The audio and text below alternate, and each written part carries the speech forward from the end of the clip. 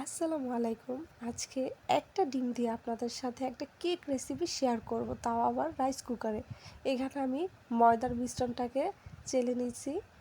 এখানে গুঁড়ো দুধ, কর্নফ্লাওয়ার, বেকিং পাউডার, ময়দা এসব রয়েছে।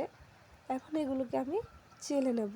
চেলে নিয়ে এটাকে চামচটা দিয়ে মিক্স করে নেব, যাতে মিশাতে হয় ভালোভাবে, যাতে কোনোটা আলাদা না থাকে।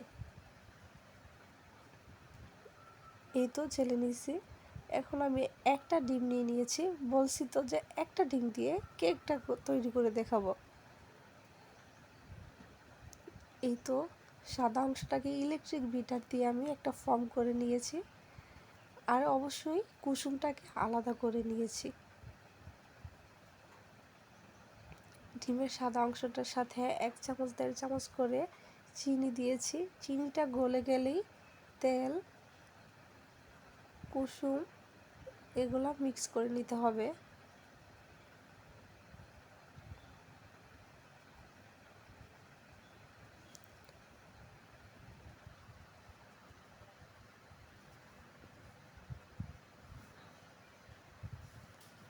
এই তো ডিমের কুসুম দিয়ে দিয়েছি আমি।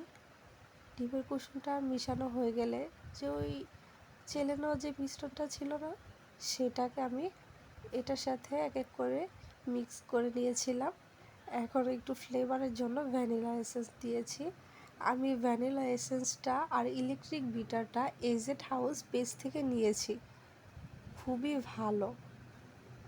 আমি কয়েক বছর ধরে নিয়েছিলাম ইলেকট্রিক বিটারটা এখনও আমার কিচ্ছু হয়নি।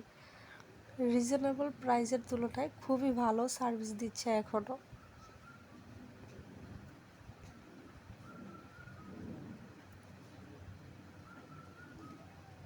এই তো কেকের তৈরির জন্য যে মিশ্রণটা দরকার সেটা রেডি হয়ে গেছে।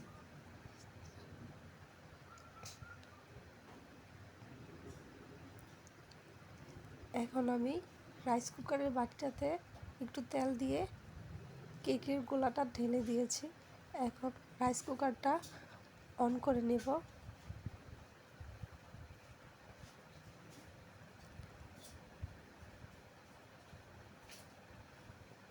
একটু যাতে বাষ্প বেরিয়ে না যেতে পারে এই জন্য একটা উপরে কাপড় দিয়ে দিয়েছি।